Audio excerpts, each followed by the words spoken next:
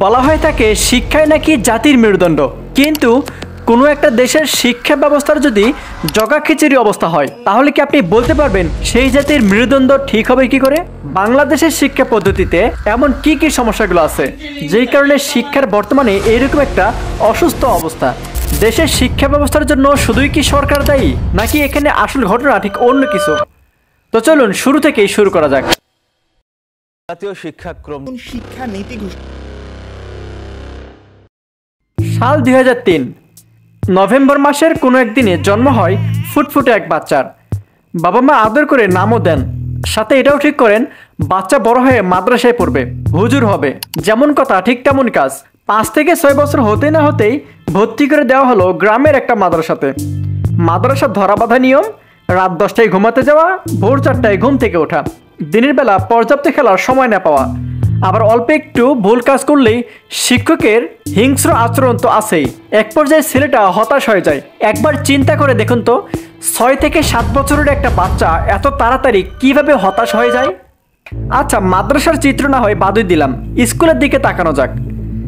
Class 3 এর একটা বাচ্চা, তার হাতে দেওয়া হচ্ছে 6টা বুক, আর এই বই আর প্রাইভেটের গাইড এবং খাতা প্রতিদিন ব্যাগে করে নিয়ে যেতে ও আসতে এক প্রকার কোমর বাঁকা হয়ে যাওয়ার মতন অবস্থা। এটা তো বাংলাদেশের শিক্ষা ব্যবস্থার চিত্র, কিন্তু বাইরের দেশের চিত্রটা আসলে কেমন? দ্বিতীয় বিশ্বযুদ্ধের সময় জাপানের উপর পরপর 2টা পারমাণবিক বোমার হামলা হয়। তো আপনার ধারণা কি তাহলে কি জাপান বর্তমানে নিম্ন আয়ের দেশ? না, আপনার ধারণা একেবারে ভুল। জাপান বর্তমানে বিশ্বের সবথেকে উন্নত দেশগুলোর মধ্যে একটা। জাপানের যে সকল টেকনোলজি আছে সেগুলো আপনার জানার পর পুরো অবাক হয়ে যাবেন। আপনি জানলে অবাক হবেন যে বর্তমানে জাপান বিশ্বের সবথেকে উন্নত দেশগুলোর মধ্যে একটা। এই দেশের ক্লাসরুমের চিত্র দেখলে আপনার রীতিমতো চোখ কপালে উঠে যাবে। জাপানের ক্লাসরুমগুলোর ভিতরে প্রবেশ করলে আপনার চোখে একটা উৎসব ভাব চলে আসবে। এখানে বাচ্চাদেরকে মোটা মোটা বই ব্যাগে করে প্রতিদিন স্কুলে যাওয়া আসা করতে হয় না। তারা প্রতিদিন স্কুলে যাওয়ার পর তাদেরকে দলে দলে ভাগ করে দেওয়া হয়।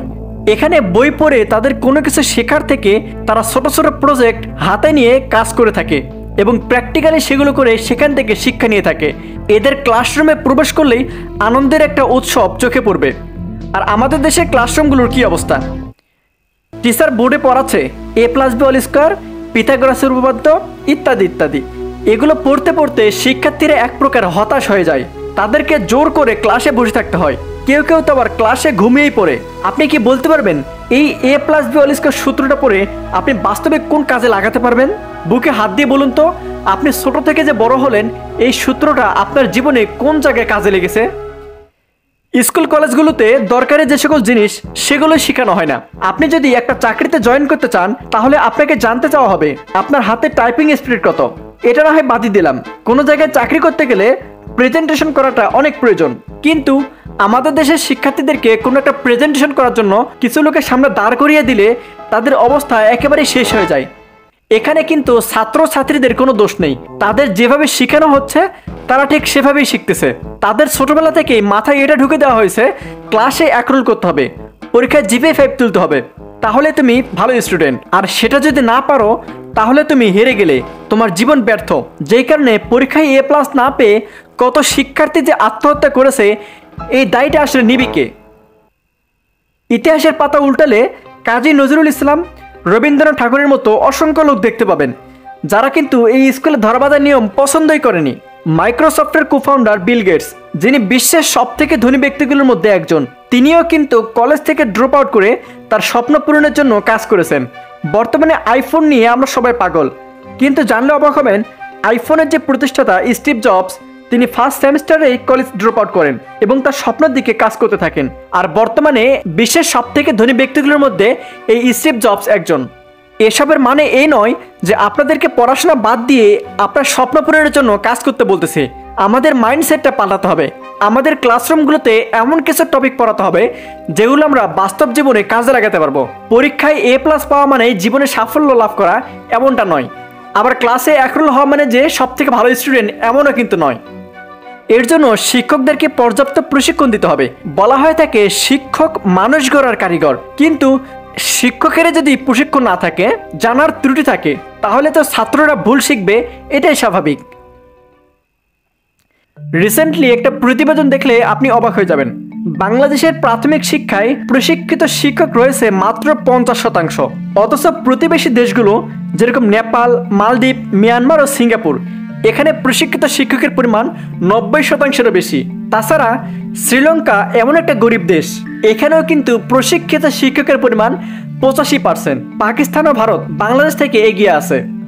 প্রশিক্ষিত শিক্ষকের তো অভাব আছেই, তার উপর আরও একটা সমস্যা হলো শিক্ষকদের বেতন অনেক কম, আবার প্রমোশন নেই বললেই চলে। আবার বেতন বাড়ানোর দাবি নিয়ে রাস্তায় নামলেই পুলিশের তোপের মুখে পড়তে হয়, যেই কারণে অনেক শিক্ষক বর্তমানে প্রাইভেট কোচিংয়ের দিকে ধাবিত হচ্ছে। তাছাড়া শিক্ষকদের বা কি উপায়, একটা গোটা পরিবার যে তাদের উপর চেয়ে আছে, তাহলে এখানে দোষটা আসলে কার?